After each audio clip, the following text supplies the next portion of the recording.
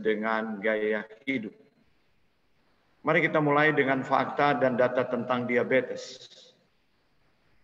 Sebuah definisi sederhana, diabetes atau kencing manis adalah suatu kumpulan gejala yang timbul pada seseorang yang disebabkan adanya peningkatan kadar gula darah atau glukosa secara terus-menerus akibat kekurangan insulin.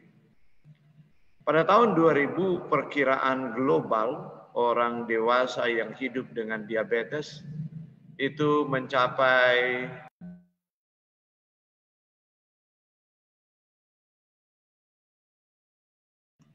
pada tahun 2009 tumbuh 88% menjadi 285 juta.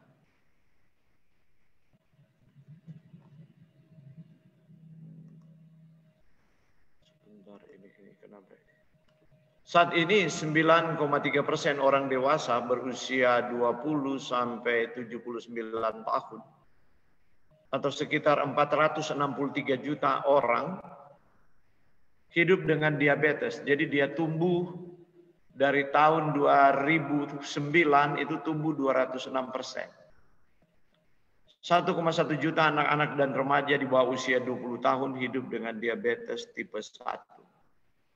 International Diabetic Federation memperkirakan akan ada 578 juta orang dewasa dengan diabetes pada tahun 2030 dan 700 juta pada tahun 2045. Dan itu adalah kabar buruk bagi dunia kita ya. Itulah sebabnya maka diabetes pada sidang Persatuan Bangsa-Bangsa PBB dalam press release-nya tanggal 20 Desember tahun 2006 mengeluarkan resolusi nomor 61/225 mendeklarasikan bahwa epidemik diabetes mellitus merupakan ancaman global dan serius. Jadi perlu resolusi nomor 61/225 ya, untuk penyakit diabetes. Jadi diabetes itu bahkan bagi PBB itu adalah suatu masalah seluruh dunia, ancaman global yang serius. Mari kita lihat fakta dan data diabetes di Indonesia berdasarkan Rikesdas. Riset Kesehatan Dasar tahun 2007, 5,7%. Tahun 2013, 6,9%. Waktu itu sekitar 9,1 juta. Dan tahun 2018, 8,5%. Jadi meningkat terus diabetes itu. Tidak pernah berkurang. Nah, mari kita melihat data di tahun 2019. Kita masih pakai data dari International Diabetes Federation.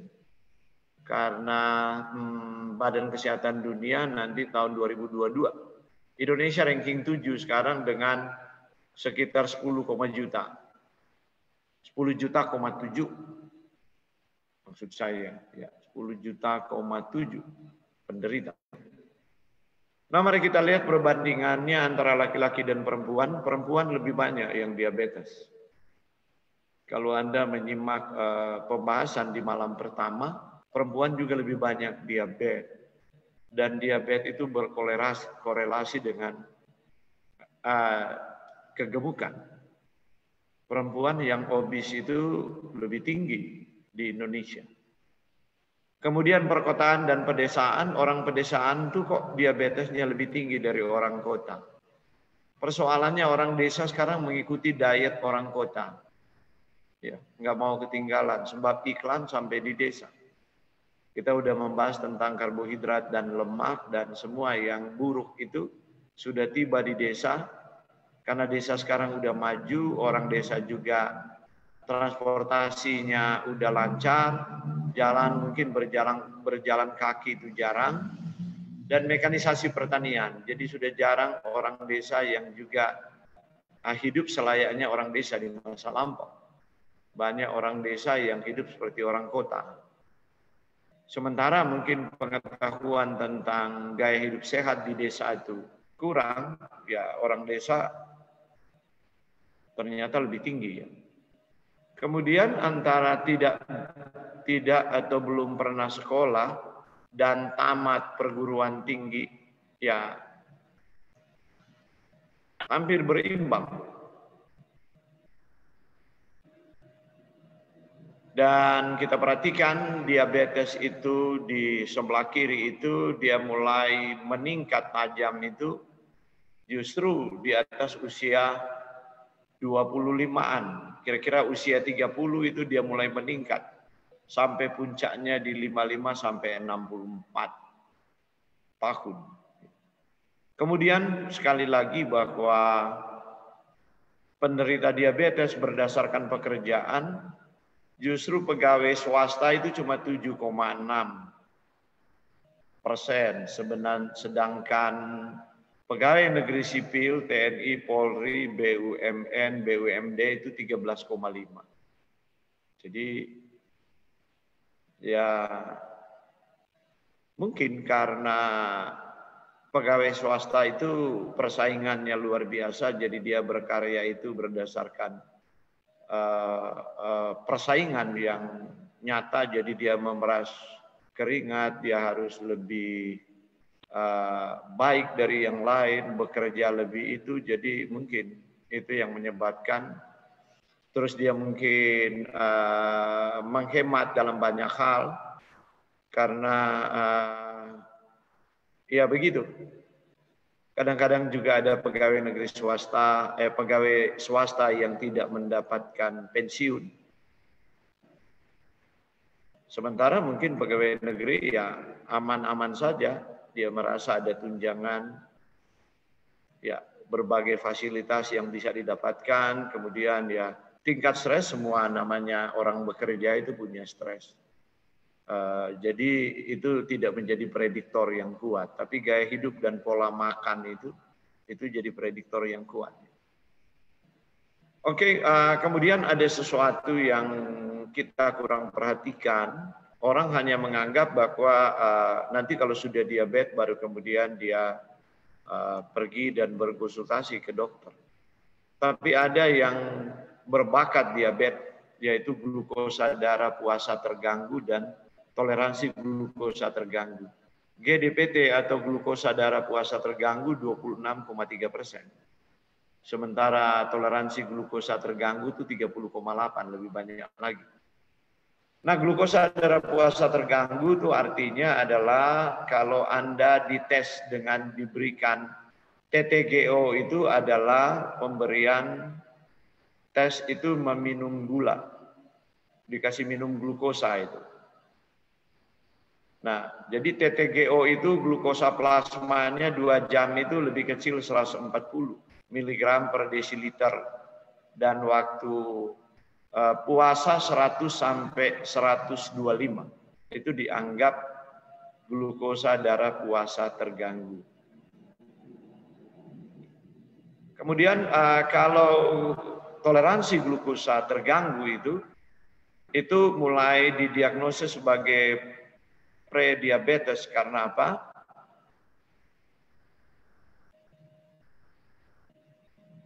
Dua jam setelah TTGO itu gula darahnya meningkat 140 sampai 199. Walaupun glukosa plasmanya itu kurang dari 100. Nah, ini yang berbahaya dan terselubung karena orang tidak menyadari bahwa dia cenderung dalam 4 sampai 6 tahun akan menderita diabetes dan itu sudah sangat terlambat. Ada juga cara pemeriksaan yang lain prediabetes itu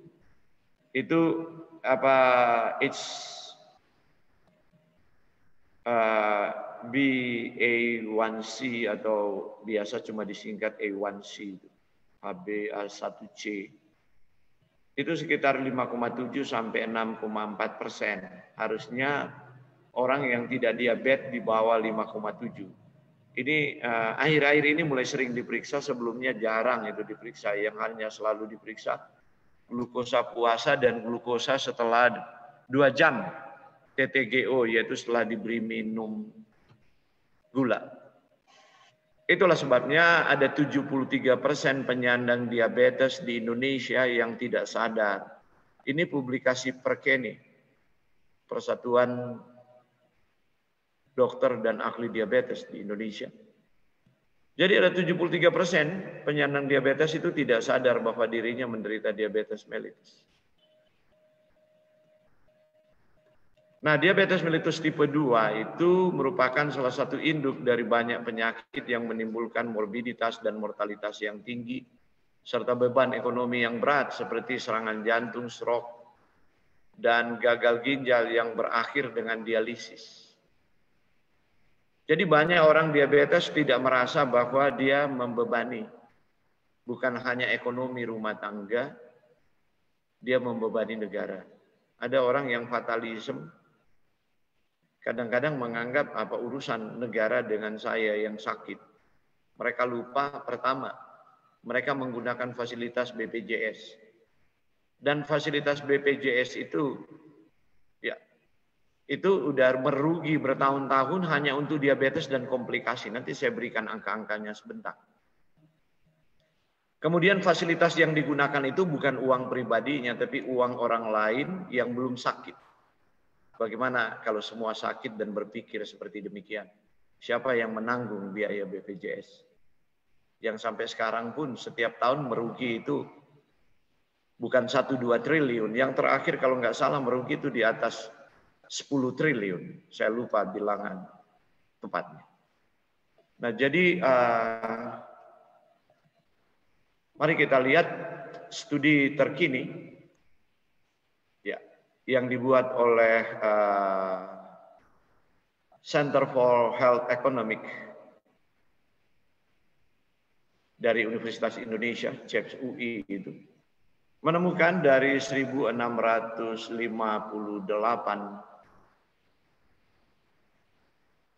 pasien diabetes mellitus tipe 2 yang disurvei, ternyata 66% komplikasi berupa mikrovaskular seperti nefropati, yaitu nefronnya, ginjalnya itu rusak, dan retinopati atau matanya itu rusak sampai buta. Dan 22% itu makrovaskular atau stroke dan kardiovaskular. Rata-rata ini komplikasi muncul 4 tahun setelah pasien didiagnosis. Dan itu terburuk di dunia. Di bagian lain dunia itu bisa ditahan, bahwa hanya diabetes aja dan komplikasinya ditahan sedapat mungkin kalau boleh. Jangan terlalu cepat terjadi. Tapi di Indonesia hanya 4, paling lama 6 tahun. Kalau sudah diabetes, pilih. Mau mati dengan stroke, atau mau mati dengan penyakit jantung, atau mau mati dengan cuci darah, atau buta. Itu kasarnya seperti itu. Dan Indonesia paling buruk dalam penanganan diabetes. Semua pasien diabetes bertahun-tahun yang lalu hanya diajar minum obat. Nggak pernah dididik change lifestyle. Di bagian dunia lain ada, tapi sekarang Perkeni udah gencar sekali dalam kira-kira 5 tahun terakhir ini mengkampanyekan ya, tentang change lifestyle. Oke, mari kita lanjut. Nah, ini hang ini. Besarnya pembiayaan kesehatan dari diabetes yang saya sudah singgung tadi itu Anda lihat angkanya 33% dari jaringan kesehatan nasional. Ini tahun 2015 saja. Dari total pengeluaran BPJS itu 33% itu diabetes dan komplikasinya. Karena itu saya katakan bahwa kalau ada orang diabetes katakan kok saya yang sakit, kalian yang repot. Di Indonesia nggak ada penemu obat, termasuk obat diabetes. Itu semua negara harus bayar royalti. Dulu waktu Menteri Endang, dan kita berteman dan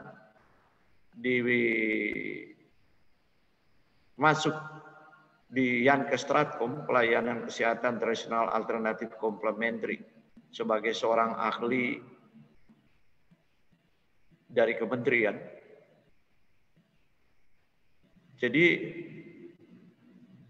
diabetes ini telah menjadi masalah. Kemudian disampaikan bahwa banyak penduduk tidak menyadari bahwa devisa kita habis Karena hanya untuk membayar royalti obat di tahun 2009 itu saja, negara harus mengeluarkan sekitar 30-an triliun. Ya, devisa itu hilang. Sebab semua obat yang dibuat di Kimia Farma itu obat paten. Kemudian kalau Anda berobat di Singapura, Anda bayar lebih mahal. Kenapa? Harga obatnya bisa 4-10 kali. Di Indonesia kan itu ditanggung oleh BUMN.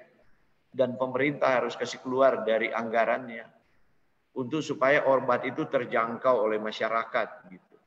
Jadi saya mau katakan bahwa kalau kita orang Kristen belum menyadari bahwa dia yang sakit tapi dia membebani negara, memiskinkan negara dan memiskinkan peserta diabetes yang lain, itulah sebabnya Anda lihat sekarang karena BPJS merugi terus.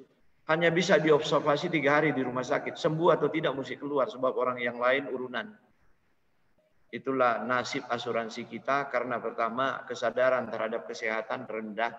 Sementara pemerintah sudah menjanjikan secara politik untuk memberikan asuransi.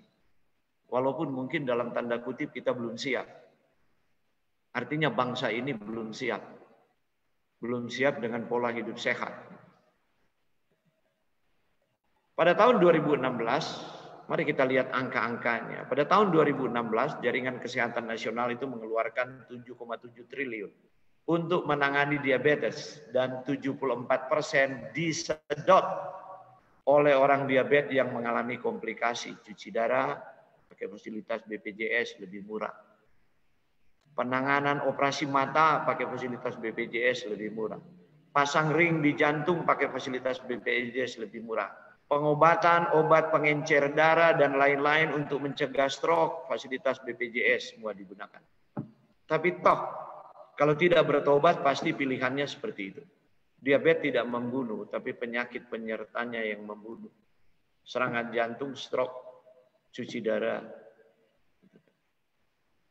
Nah, diabetes juga membuat orang tidak produktif. Ya, dia jadi tulali, telat mikir selalu. Kemudian lebih mudah tersinggung. Kemudian lebih mudah marah-marah baik di tempat kerja maupun orang tua. Apalagi kalau laki-laki diabetes.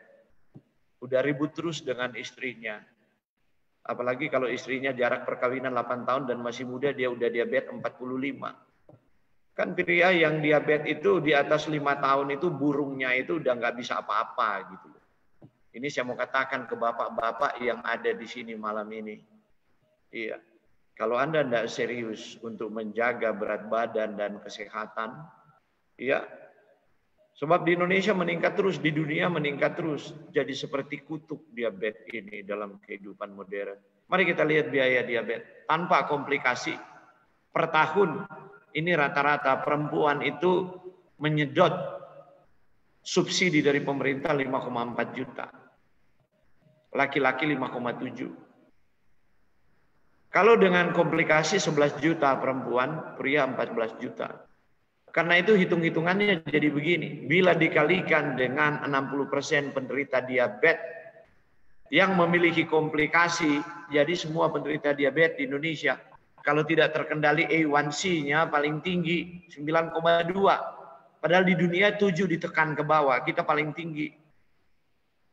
Maka kalau 60% menderita komplikasi dan harus di-cover oleh BPJS akan menghabiskan 59 triliun. Dan saya mau katakan bahwa bila semua pasien diabetes di Indonesia terdiagnosa, sebab yang lain kan tersembunyi, yang toleransi glukosa itu, maka mungkin dibutuhkan biaya pengobatan sampai 199 triliun. Kita mau ambil dari mana 199 triliun? Bangkrutlah tuh BPJS. Jadi saudara, BPJS ini betul-betul mengharu-birukan negeri ini. Nah, ada diabetes tipe 1. Hanya 10% dari orang yang terkena diabetes mempunyai diabetes tipe ini. Diabetes tipe 1 tubuh berhenti memproduksi insulin karena kerusakan sel pankreas. Seringkali terdiagnosa pada usia anak-anak, seumur hidup harus melakukan suntik insulin. Wajib menjaga dan cek kadar gula darah rutin dan wajib mengatur pola makan.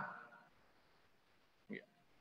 Tapi saya mau katakan kabar baiknya, saya punya 4 pasien di Jakarta. Dari mereka SD, ada yang belum masuk sekolah dibawa ke saya. 2 tahun lebih terdiagnosa dia diabetes tipe 1.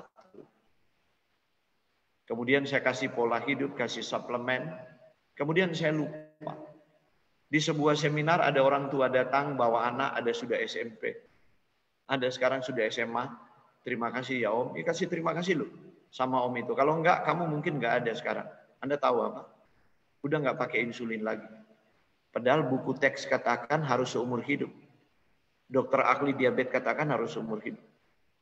Tapi karena orang tua ketat menjaga change lifestyle anak-anak itu, diajarkan makanan seperti yang saya informasikan dalam 3 hari yang pertama. Itu prerequisite-nya 3 hari yang pertama. Kalau Anda nggak ikut, lihat aja di Facebook. Mereka bisa terkendali.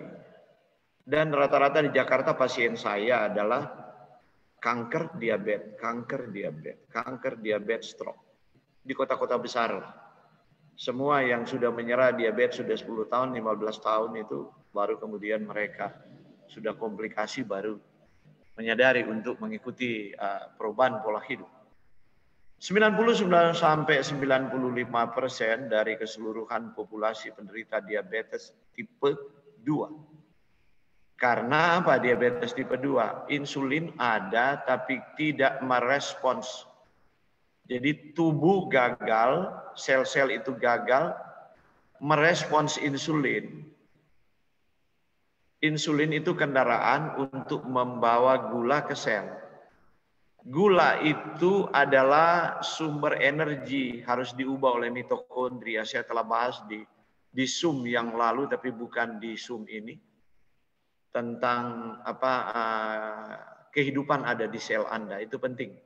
Saya membahas tentang bagaimana energi di alam raya itu dikonversi sebagai fotoelektrik, tiba dari sinar matahari ke tumbuhan, kemudian kita terima makanan karbohidrat itu harus diolah oleh mitokondria, kemudian dilepas lagi. Itu sederhananya begitu.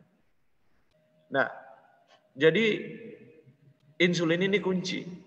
Kalau dia tidak bisa buka pintu sel, itulah menjadi masalah diabetes tipe 2. Penyebabnya adalah resiko karena usia. Dengan bertambah usia. Kenapa? Orang tua itu makannya masih sama seperti orang muda. Waktu muda dia makan roti 1 lop, dia makan nasi putih 3 piring maksudnya. Nah setelah dia tua, aktivitas fisik sudah berkurang. Tinggal duduk-duduk jaga cucu gitu. Masih pergi nongkrong di Starbucks, di mall, dan makan semua yang berminyak-minyak itu di situ, makanan orang muda. Ngopi lagi di situ, kasih gula lagi, makan es krim. Ini orang tua yang nggak tahu, takut mati itu. Seperti itu, mencobai Tuhan kali gitu. Apa doa saya lebih kuat dari penyakit ini. Dan ternyata bahwa tidak berhasil. Itulah sebabnya saya mau sampaikan. Kenapa KKR Kesembuhan Ilahi hilang di Indonesia? Sebab saya keliling bicara di segala mimbar gereja. Tidak ada setan diabetes, tidak ada setan ginjal, tidak ada setan darah tinggi, tidak ada setan jantung. Jadi nggak usah ditengking lah. Itu bukan teologi yang didasarkan pada Alkitabiah. Itu teologi yang didasarkan pada spiritisme, pada perdukunan itu. Yang ada setan gelojo, setan odot. Orang Manado bilang, setan rakus. Sebab itu penyakit semua datang karena pola makan dan gaya hidup. Kalau nggak bertobat, surga udah lama tutup pintu. Karena itu nggak sembuh-sembuh gitu. Nah orang tersinggung memang. Itu pekabaran yang sangat keras. Tapi mereka kemudian akhirnya mengerti. Sekarang nggak ada lagi KKR kesembuhan. Setelah 15 tahun. Saya dari satu mimbar populer ke mimbar populer yang lain untuk mengkhotbahkan itu. Dan saya juga menjadi sangat sedih melihat bahwa mereka yang mengklaim biji mata Tuhan, umat Tuhan dengan terang kesehatan yang begitu besar, tumbang-tumbang juga dengan diabetes. Termasuk pendeta-pendeta kita. Jadi diabetes itu faktor usia, kemudian berat badan. Semua orang yang kelebihan berat badan di usia tua itu berisiko. untuk menderita diabetes. Kemudian para pradiabetes tadi yang tidak sadar dia sudah pradiabetes, sering kelelahan kronik, gitu loh, pegel-pegel, karena itu panti pijat di Jakarta bertumbuh. Saya dulu waktu muda nggak ngerti pegel-pegel, saya warisi dari ayah saya. Ayah saya meninggal 53 tahun karena diabetes, komplikasi jarang, komplikasi hati, sirosis di hati. Badannya masih besar, gagah perkasa, instruktur militer, tapi dia harus pergi di usia 53. Saya belum selesai kuliah. Mulai itu saya berkomitmen, saya nggak mau sakit seperti ayah saya anak yang tua laki-laki. Ternyata 29 tahun saya menderita diabetes. Tapi saya sembuh usia 40. 36 sudah mulai terkendali, usia 40 sembuh. Dari mana saya tahu saya sembuh? Setelah saya change lifestyle. Saya minum gula, saya makan coklat, saya nggak apa-apa. Tapi itu memang nggak benar, cuma mau coba aja gitu. Karena itu istri saya paling takut. Kalau saya mulai pulang Manado dan kemudian nggak terkontrol, makan dan dia lihat mulai, ya ini juga mulai gemuk sedikit. Perut mulai bertambah, pulang-pulang masih tidur, dia udah tusuk tuh cek gula darah. Saya kaget jam 5, sudah ditusuk. Saya ngantuk, saya tidur lagi. Nanti saya pas sudah bangun setengah jam lagi, saya tanya, apa yang dites? Kolesterol sama gula darah. Terus berapa gula darah saya? 90, kadang-kadang di bawah 90. Ya puji Tuhan saya bilang. Berapa kolesterol saya? Di bawah 130, di bawah 120. Istri saya lebih ketat, kolesterolnya di atas 160. Kadang-kadang dia mau frustrasi, saya bilang, nah itu. Gen kita berbeda, mama nggak boleh salah sedikit. Saya salah-salah sedikit banyak aja, tubuh masih ya merespons dengan baik, tapi memang nggak bagus juga naik berat badannya. Ya begitu, padahal di sini sudah hindari nasi jaha, hindari cucur, itu berminyak-minyak gitu kan. Tapi begitulah. Satu hari 3 kali makan. Dan ini diabetes gestasional ini jarang. Saya pernah menangani beberapa pasien seperti ini. Ibu hamil kemudian terlalu gelojo karena selalu kan, apalagi orang Manado, ini keinginan baby harus dituruti ya. Dia bilang sama suaminya, makan dia. Apalagi cuma makan di mall, es krim, cake, roti. Ibu hamil. Maka gula darahnya naik, gestasional. Maka anak-anak itu lahir dengan kecenderungan diabetes juga. Jadi dia bunuh janinnya, dia rusak kesehatannya. Ini ibu yang nggak pantas jadi ibu. Gitu. Apalagi kalau ibu Kristen. Harusnya pantangan bagi ibu hamil itu duduk dan nongkrong di mall untuk makan. Semua nggak sehat itu makanan di sana. Apalagi mall-mall Jakarta, ya kecuali mungkin di Mall Ambassador ya banyak makanan daerah di situ, termasuk makanan Manado. Ada diabetes lain yaitu tumor, infeksi, obat-obatan, penyakit sistem imun itu menyebabkan gula darah naik. Saya kombinasi punya gen warisan yang lemah dari ayah saya juga autoimun. Jadi saya dapat diabetes muda sekali. Nanti saya sadar sesudah menikah kok 1 tahun belum punya anak. Kalau saya kencing ada semut, wah frustrasi saya. Wah ini penyakit ini kok datang gitu. Mulai itu saya strict. Langsung saya jadi vegetarian. Dari pemakan daging langsung banting setir, pemakan sayuran. Dan itu terkendali. Perlu beberapa tahun Tuhan perlu menghukum saya lebih lama supaya saya kapok. Enggak simsalabim 1 tahun kemudian terkendali. Saya lupa-lupa kemudian 8 tahun kemudian saya normal lagi, saya punya pankreas. Jadi Anda lelah untuk menunggu, itu ujian iman juga. Tuhan bilang, "Tan 2 tahun saya sembuhkan seperti anjing dia kembali ke muntah." Dan begitulah selera manusia. Dan banyak saya punya pasien. Saya yang stres kalau mereka mulai telepon. Kanker mulai terkendali, diabetes terkendali. Pak boleh nggak Pak sekali-sekali kalau malam minggu bersama keluarga ada cheating day. Jangan minta izin sama saya bukan hakim Anda, saya bukan hakim moral Anda. Enggak, saya hanya memberi nasihat. Ya, minta izin kepada Tuhan sebab Dia yang memberi kesembuhan. Anda segan sama saya tapi tidak hormat sama Tuhan percuma. Mari saya lihat, mari saya tunjukkan bagaimana dengan insulin ini. Itu kunci. Kalau normal, ya kunci ini bisa cocok. Kunci, anak kunci dan rumah kuncinya bisa cocok. Pintu bisa dibuka, gula masuk. Itu sederhananya. Tipe 1 kuncinya nggak ada. Pankreas nggak bisa bikin karena penyakit autoimun. Harus cari tahu sejarahnya. Atau ada infeksi berat pada masa anak-anak yang merusak sel-sel beta Langerhans di pankreas. Nah, setelah saya tahu apa riwayatnya setelah mengisi asesmen, ya itu yang saya berikan fitokimia dan antioksidan untuk memperbaikinya. Kemudian diabetes tipe 2, kunci ada tapi ditolak. Jadi kunci tidak cocok dengan rumah kuncinya itu. Kenapa? Karena ya itu, saya sudah bahas lagi di kehidupan Anda ada di sel itu. Jadi sel itu, membran sel itu penting. Itu pintu untuk masuk. Kalau garam itu bisa masuk, molekulnya kecil. Diameter natrium itu kecil. Lebih kecil dari virus corona sekarang. Kalium juga kecil, dia bisa masuk. Kalsium kecil. Tapi gula terlalu besar sama protein. Mesti ada pembawa. Jadi kendaraan pembawa itu adalah untuk gula adalah insulin. Nah sekarang dia harus dibaca oleh reseptor protein, asam amino, polipeptida yang ada di membran. Tapi dia membran itu lipoprotein, dia ada persenyawaan antara lemak dan protein. Jadi sinyal dibaca oleh protein dia kirim kepada lemak. Ini buka dong pintunya. Nah lemak itu penuh dengan lemak jenuh. Anda hobi menggoreng, Anda hobi lemak jenuh. Iya, Anda nggak punya omega 3, omega 6 dalam makanan, saya sudah jelaskan kemarin. Itu vital, penting sekali. Maka dia nggak mau buka pintu. Karena itu banjirlah gula itu di darah. Tapi sel kelaparan. Anda terus menerus rasa lapar. Karena itu makan, habis makan ngemil, habis ngemil minum kopi. Habis itu ngopi lagi, habis itu ngemut permen.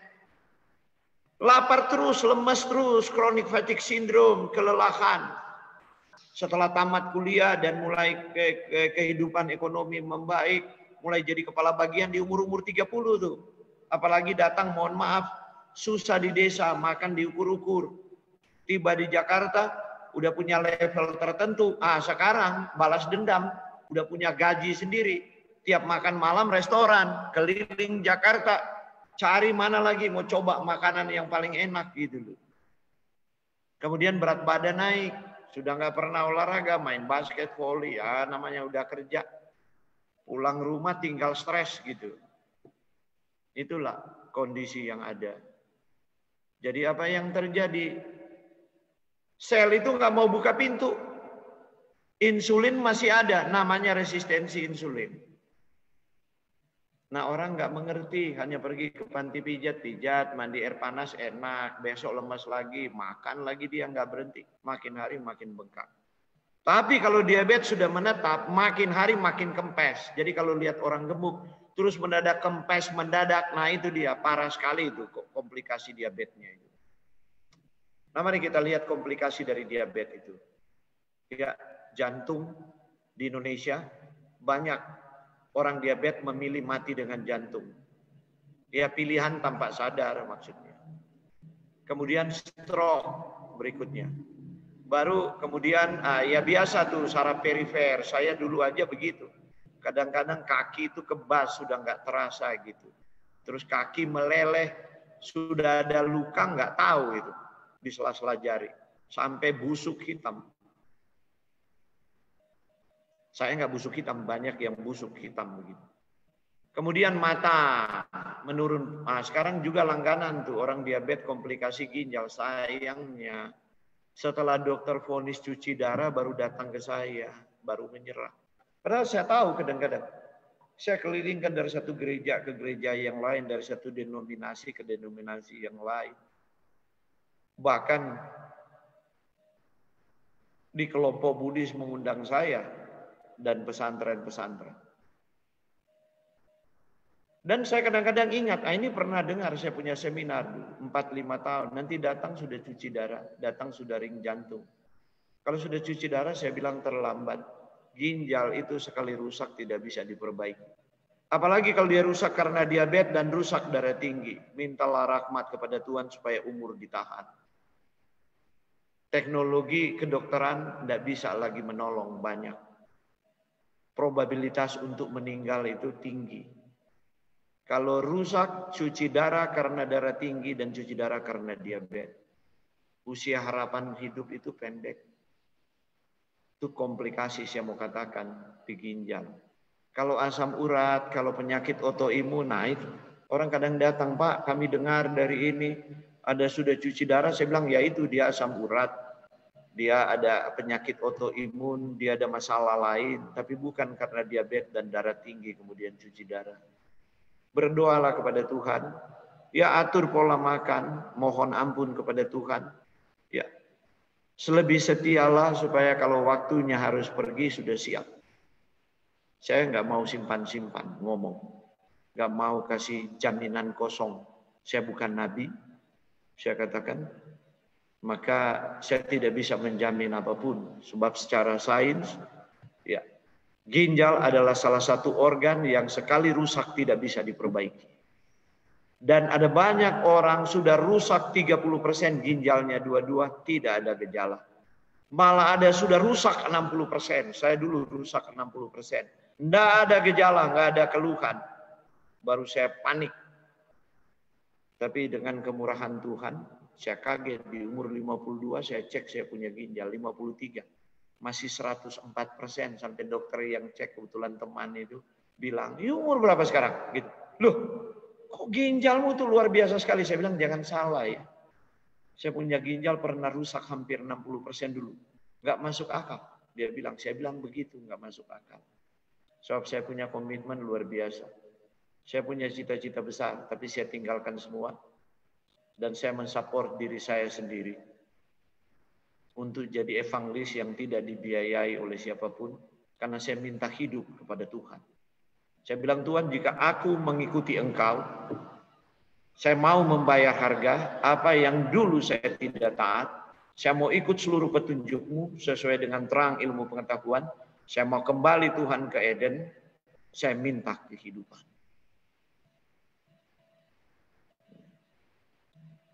Dan Tuhan buat mujizat. Saudara, dan 2 kali Tuhan sudah buat.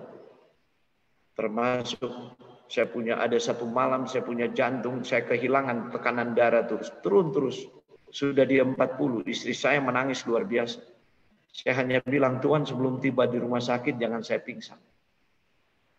Terus sebelum hilang saya berdoa. Singkat cerita, istri saya bilang, sebelum tiba di rumah sakit jantung saya sudah dingin. Saya cuma dengar sayup-sayup dia punya tangisan. Tapi kemudian saya seperti mimpi. Loh, itu rumah sakit jantung, harapan kita. Saya bilang kepada sopir taksi, itu harapan kita? Iya. Berarti di depan Sleepy, lanjut. Kemudian dia bilang, loh Pak, berkomunikasi tapi saya pikir saya mimpi. Saya bilang putar aja, nanti Anda akan lihat lampu Mall Taman Anggrek, saya punya apartemen di situ. Sampai di apartemen, kita nyanyi lagu Sion terus sampai pagi, nggak tidur. Sebab Tuhan baru membangunkan saya kembali. Apa doa saya? Saya hanya bilang, Tuhan ampuni saya. Saya telah merusak tubuh anugerah-Mu yang telah Engkau bayar dengan sangat mahal. Oleh kebodohan dan kesengajaan saya. Tidak ada alasan saya untuk menjadi permisif, Tuhan. Tapi saya tidak siap untuk mati sekarang, Tuhan. Ada banyak hutang saya. Hutang kepada istri, kepada anak saya. Hutang kepada masyarakat, hutang dalam pekerjaan-Mu, Tuhan. Saya masih ingin hidup. Dan saya percaya Engkau yang punya kemurahan kepada Hizkia. Tolong agar saya berjalan dengan rendah hati menurut Engkau. Berikan saya kehidupan. Engkau dapat membalik tangan-Mu, Tuhan. Sekali Engkau berfirman dari tiada menjadi ada. Saya kaget. Istri saya bilang, saya sudah dingin dari apartemen menuju ke nafas sudah tidak ada. Saudara, saya mau katakan bahwa iya, karena itu saya beri pekabaran selalu keras. Sebab kita tidak boleh bermain-main dengan kasih karunia. Jadi orang diabetes itu ada tiga sindrom ya. Hypoglikemik, hyperglikemik, dan ketoasidosis. Saya mengalami itu semua. Hypoglikemik jika gula darah turun di bawah 60 mg per desiliter. Kalau berlanjut, Anda akan stroke diabetes. Gitu. Anda akan lumpuh seperti orang stroke, kalaupun tertolong. Kalau hyperglikemik, gula darah Anda naik sampai 300. Itulah sebabnya orang yang nggak bisa atur dietnya hanya bergantung pada obat. Kenapa semua dokter gula sarankan bawa permen di sakunya? Karena nggak bisa diatur dia. Jadi dia minum obat nanti hypoglikemik, dokter bilang telan itu permen. Nanti hyperglikemik, tambah lagi itu obat. Itu lingkaran setan yang nggak pernah selesai. Itu model dulu penanganan diabetes di negeri ini. Karena itu paling buruk. Kemudian ketoasidosis. Iya, puasa terlalu ketat dan tidak dituntun. Akhirnya apa? Tubuh menggunakan bahan keton, yaitu lemaknya habis, nggak ada. Karena itu dia diabetes udah kurus kering. Nggak ada semangat hidup. Terus bau mulutnya seperti keton, itu obat cat kuku itu. Nah ini semua komplikasi akut diabetes dan sangat berbahaya. Iya. Jadi bagaimana kita memulai menyikapi diabetes ini? Kita mulai dengan ABC. Pertama, cek terus. Standar internasional Anda punya A1C itu harus di bawah 7. Jangan 3 bulan, saya sarankan 2 bulan lah. Walaupun secara teknis itu A1C itu 3 bulan itu tersimpan, itu rekaman di hemoglobin Anda. Jadi jangan terlalu bergantung hanya pada cek gula darah puasa dan postprandial yang Anda cek-cek di rumah itu, alat yang ada di rumah. Itu kadang-kadang Anda tidak bisa mengukur diabetes.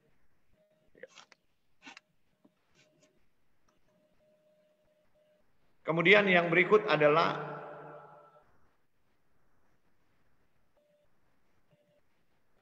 tekanan darah Anda. Sekitar 100, lebih kecil dari 130/80. Sebab kalau tekanan darahnya mulai naik berarti komplikasi diabetes itu akan mengarah ke ginjal atau akan mengarah ke jantung. Karena itu orang diabetes yang tidak mau atur pola hidup, dia menganggap bahwa obat itu magic bullet. Bahkan dia sungguh-sungguh doain obatnya. Tuhan Yesus menangis di surga. Sebab Tuhan Yesus punya metode yang lain. Saya bukan anti obat ya. Tapi kadang-kadang orang telah mempertuhankan obat kalau dia sakit. Dan dia lupa untuk ubah pola hidup. Itu maksud saya. Dia lupa untuk bergantung dengan iman sungguh-sungguh kepada Tuhan. Dan berkomitmen dengan Tuhan. Kalau boleh, satu waktu dia bisa lepas obat. Tapi ada banyak orang sudah fatalisme. Makan aja. Kan ada obatnya kalau sakit. Dan kalau sakit sudah tidak sembuh, makan aja. Tuh mau mati cuma 1 kali. Itu orang Manado PHOB. Tapi umumnya yang seperti itu setelah mau mati, kemudian pergi. Saya temukan, saya punya teman-teman permainan dulu. Gelisah sekali udah mau mati. Menangis dan berteriak. Baru menyadari bahwa dunia yang gelap tanpa ujung pangkal dan tak ada pengharapan itu. Yang dulu dipandang sepele. Sekarang baru dia dengan kengerian yang luar biasa. Kalau mati di perang enak, ditembak sekali mati tidak ada kesadaran. Tapi mati dengan penyakit degeneratif, itu proses mati kadang-kadang 1 minggu. Turun pelan-pelan seluruh fungsi tubuh. Sedangkan mau bernafas pun susah. Jantung denyutnya makin pelan dan saya alami itu. Dan bergumul luar biasa. Jadi saudara, mohon maaf. Bukan menakut-nakuti. Saya rindu adalah orang belajar untuk menghargai. Ya. Bahwa belas kasihan dan kasih karunia Tuhan itu tanpa batas. Panjang sabar Tuhan. Tapi kita tidak boleh bermain-main seterusnya. Sebab ada di wilayah kita untuk mengendalikan mulut kita. Dan selera. Jangan jadi primitif. Ya, sir. Kita kok mesti makan begini? Cuma itu tomato ada siapkan. Kalau cuma itu tomato ada siapkan, suruh orang lain bikin tuh makanan lebih sehat. Jangan jadi permisif, biar tua tersinggung. Atau bagus edu dan dia. Karena sudah sayang kita nggak mau bunuh kita lebih cepat. Tapi ada ibu-ibu komplain, Sir, bukan begitu. Sebab kalau kita kasih itu makanan sehat, karena kita sudah dengar seminar, saya sudah dengar seminar, saya beri dia makanan sehat, dia marah-marah. Saya capek-capek kerja, masa cuma ini makanannya? Kan dadi, papi kan tahu, papi sudah tidak bisa makan ini. Ya sekali-sekali lah. Masa sudah tidak selera mau makan? Ya saya bilang kalau begitu, Anda balas bercanda sama dia. Oke, nanti saya bikin deh, yang bunuh kamu lebih cepat supaya saya bisa menikah lebih muda. So, kadang-kadang kalau laki-laki kepala keras itu harus ditosok, ditohok begitu loh. Dan saya bukan ngarang-ngarang cerita itu. Banyak yang curhat tuh pasangan suami istri. Kalau yang satu sakit nggak bisa diatur. Jadi mari kita lihat ini yang Anda harus waspadai terus. Kalau Anda normal puasa tuh gula puasa lebih kecil dari 100. 2 jam PP lebih kecil dari 140. Kalau Anda prediabetes, yang itu terselubung, saya katakan. Jika semua itu terdeteksi di Indonesia, kita perlu dana jaringan kesehatan nasional 199 triliun. Jangan lupa itu. Ya.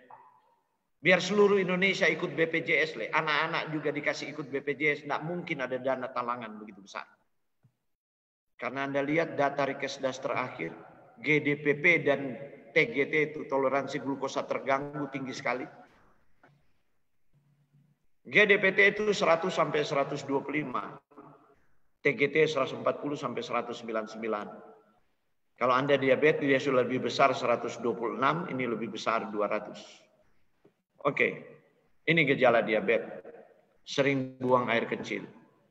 Rasa haus berlebihan, sudah minum haus lagi. Dulu saya nggak ngerti. Sering merasa lapar. Itu dia. Rasa lapar, baru makan, makan lagi, baru makan, makan lagi, baru makan ngemut permen, habis itu minum minuman manis, makan lagi. Kemudian kalau dia sudah mudah lelah, nah, kurang semangat dan konsentrasi. Kemudian penglihatan kabur. Nah, saya tuh urutannya begitu dulu. Kemudian mati rasa di tangan dan kaki. Sering terkena infeksi, di lipat paha itu gatal. Kalau perempuan bahkan sampai kelaminnya itu bisa infeksi. Baru luka lambat sembuh, baru kemudian berat badan itu turun. Kalau berat badan sudah turun karena diabetes, parah itu. Terlalu kurus, terlalu cepat. Ya kalau dia bertahan di berat badan normal bagus, tapi kalau dia turun terus, drop terus sudah. Pankreas itu sudah kacau. Faktor risiko diabetes mellitus itu tidak bisa diubah. Ada faktor yang tidak bisa diubah, pertama ras dan etnik. Itu terkenal dengan PAIMA syndrome orang Indian di Amerika ya. Jadi ada ras tertentu yang tidak tahan dengan kelebihan kalori. Ada nanti diabetes 60, ada 70, ada 30 udah diabetes. Padahal pola makan dia nggak terlalu buruk. Ya begitu, besteknya begitu bahasa Belanda.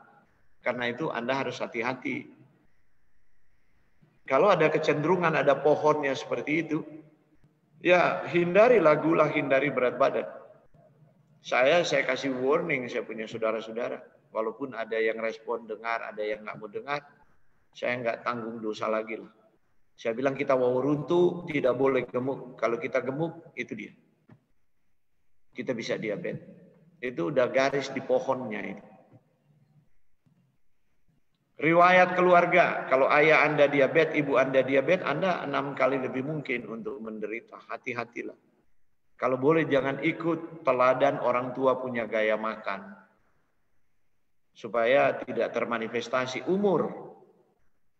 Riwayat melahirkan bayi pada perempuan lebih dari 4 kg. Atau riwayat lahir anak-anak BBLR. Berbakat untuk diabetes.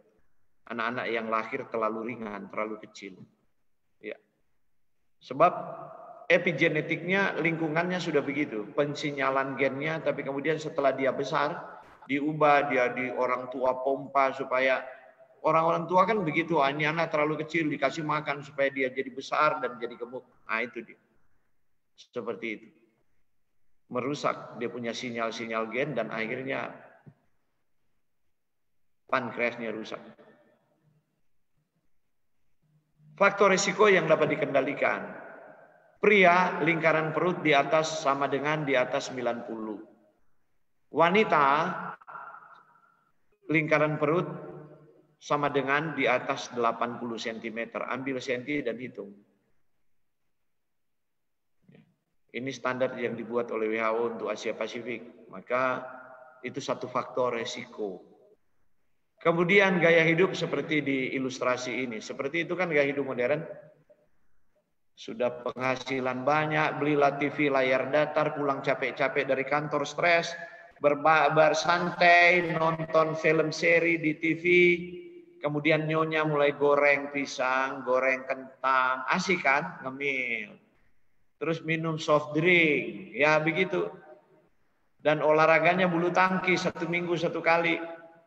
Selain itu nggak ada olahraga, itu bunuh diri, Anda bisa mati di lapangan. Olahraga permainan. Itu olahraga permainan itu hanya untuk anak muda saja, jantungnya masih kuat, ginjalnya masih bagus. Kalau sudah umur 35 tahun, cari olahraga mengalahkan diri sendiri yang tidak meningkatkan stres. Atlet aja tidak pernah mau direkrut jadi atlet lagi di atas 35 tahun. Dia bisa mati di lapangan. Nah, kita banyak gaya hidup tidak sehat dan masih mau jadi seperti atlet, main sampai malam lagi gitu. Karena itu ada juga mati-mati di lapangan. Diet yang tidak sehat, kolesterol lebih dari 200, tekanan darah tinggi.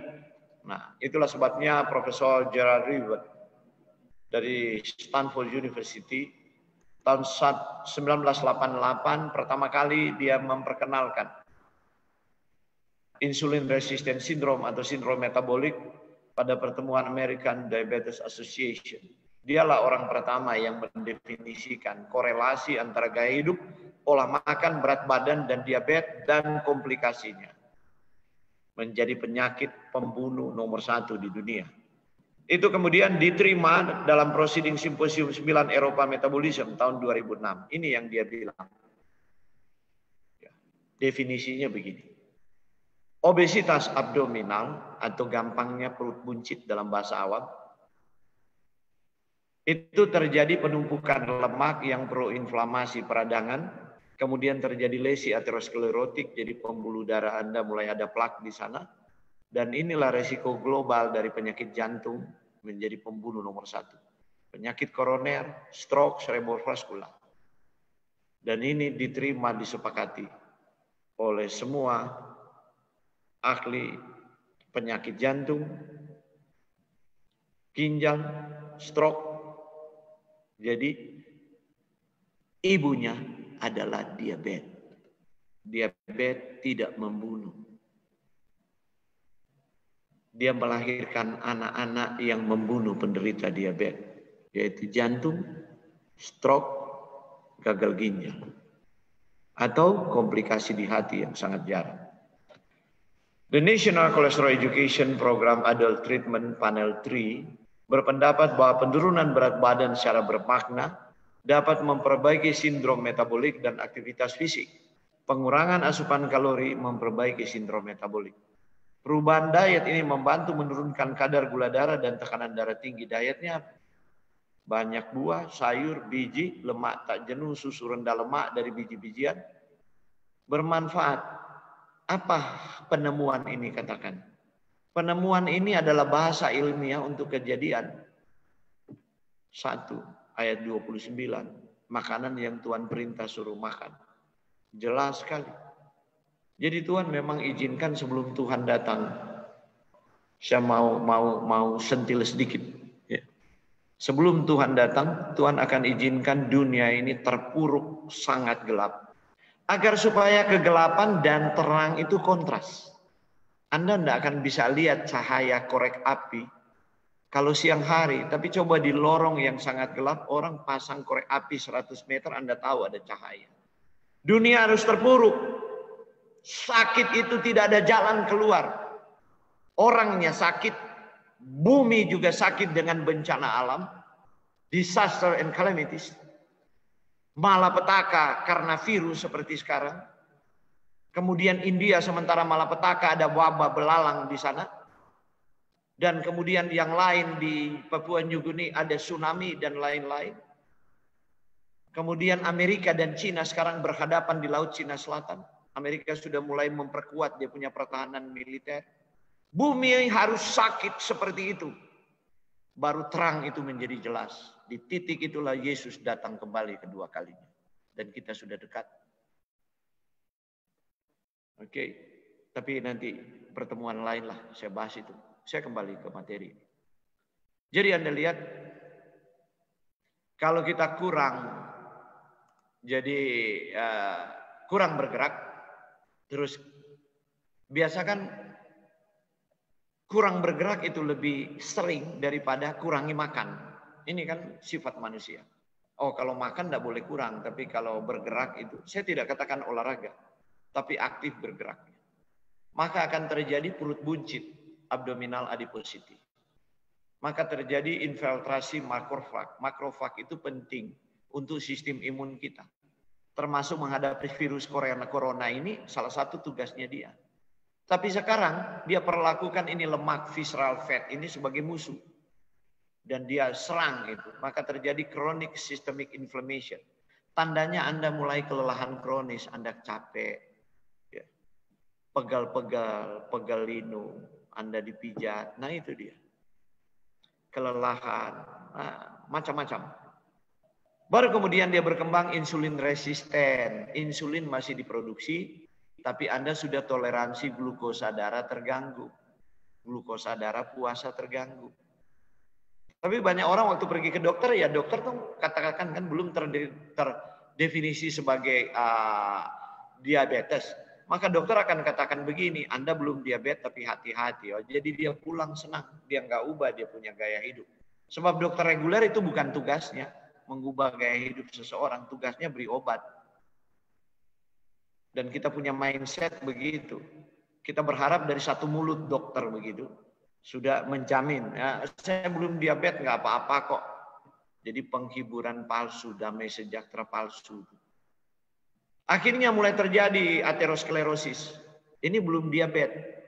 Tetapi kolesterol itu mulai menyebabkan plak. Anda lihat mekanismenya, Anda belum diabetes. Kemudian neurodegeneration, Anda sudah mulai pikun. Saraf itu mulai menurun fungsinya. Kemudian tumor growth. Jadi kanker itu bertumbuh. Jadi saya kadang-kadang tanya orang waktu datang ada diabetes, ada darah tinggi, kemudian jantung dokter sudah bilang mau diring. Saya tanya begini, mana duluan? Diabetes, darah tinggi atau jantung? Oh saya darah tinggi duluan om. Terus diabetes kapan tahu? Ya baru periksa tuh 6 bulan lalu. Ya karena baru diperiksa harusnya dia udah ada dari toleransi glukosa darah terganggu, glukosa puasa terganggu, tapi Anda mengabaikan itu. Jadi Anda lihat itu lingkarannya. Dan ya ini kok hang ini. Sebentar ini.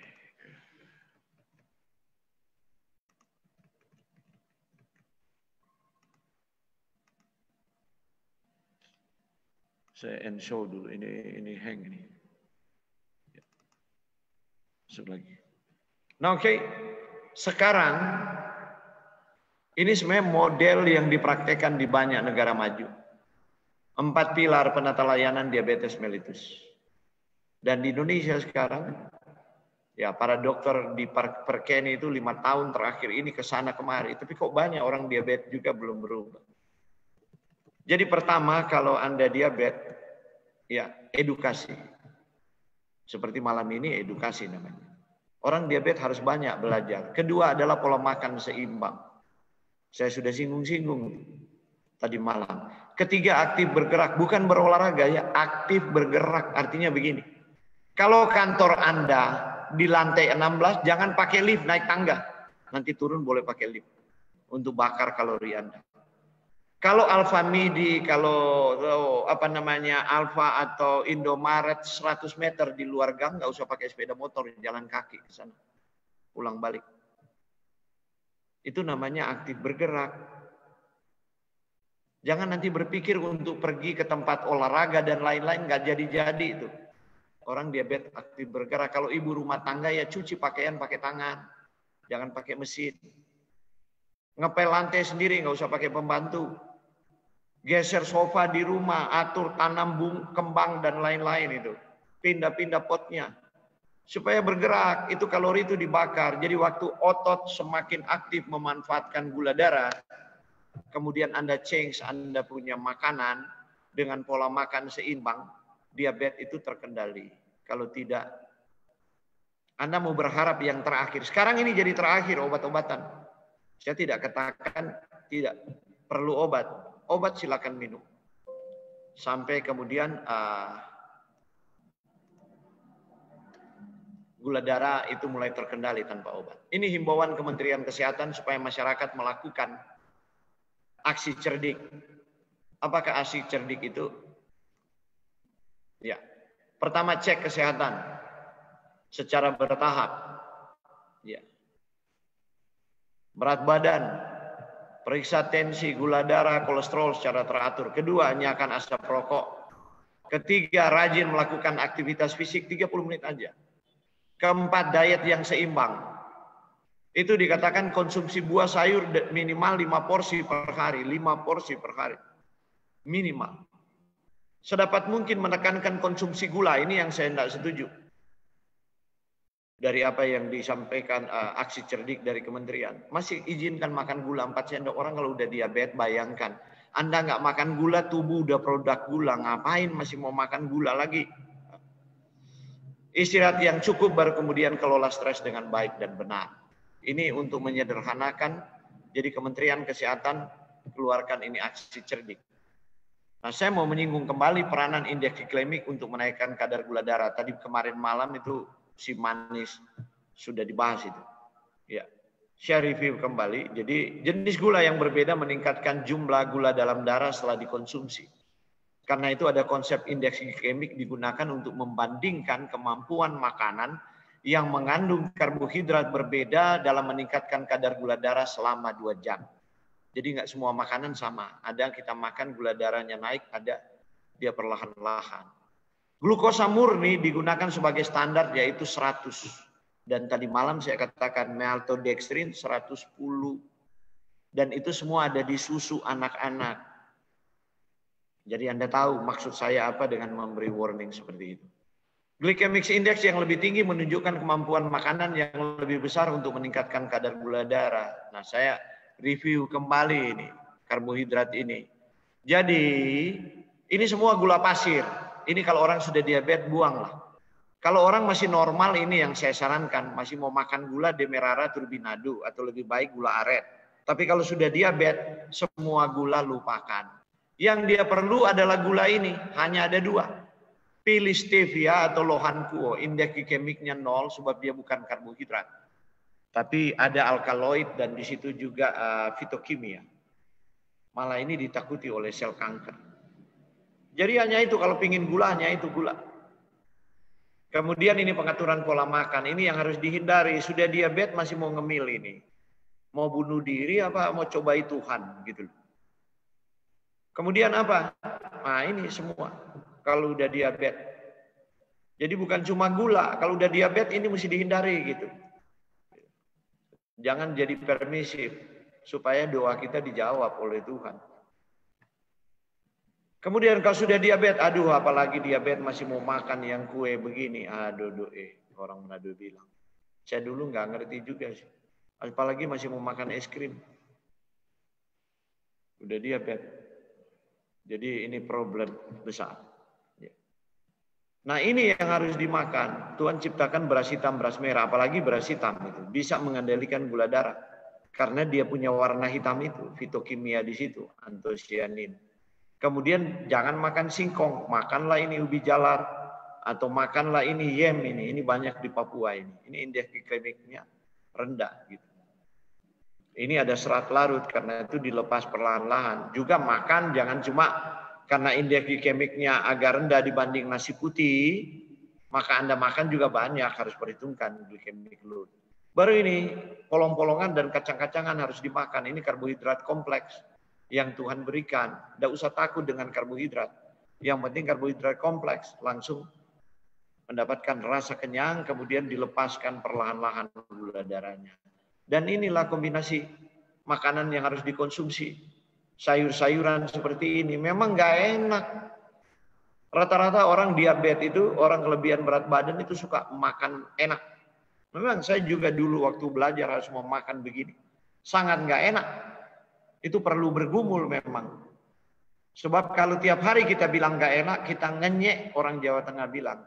Manado bilang baterek. Pas apa? Ke pencipta makanan itu. Ke Tuhan. Seakan-akan yang dia ciptakan itu nggak berharga. Bagaimana kalau ada ketersinggungan ilahi gitu? Karena tiap kali mau makan kita ngedumel, nggak enak. Padahal Tuhan suruh makan. Seperti itu. Nah oke, kita harus merenungkan itu. Akhirnya firman Tuhan pada malam hari ini. Bila engkau duduk makan dengan seorang pembesar, perhatikanlah baik-baik apa yang ada di depanmu. Pembesar ini kan orang kaya, makannya pasti enak. Raja yang sangat berhikmat itu katakan, perhatikan baik-baik. Taruhlah sebuah pisau pada lehermu bila besar nafsumu. Oke, perhatikan baik-baik. Jangan ingin akan makanannya yang lezat, itu adalah hidangan yang menipu. Mari kita belajar Alkitab dengan cara sederhana. Ajukan pertanyaan dari bawah. Apakah hidangan yang menipu itu? Hidangan yang menipu itu jawabannya adalah makanan yang lezat. Di mana kita mendapatkan makanan yang lezat itu? Makanan yang lezat itu adalah makanan pembesar, orang kaya. Bagaimana kalau saya makan itu seperti iris leher sendiri itu? Mengerti kira-kira di parafrasa begini ayatnya. Kadang-kadang kita baca-baca Alkitab kita nggak ngerti.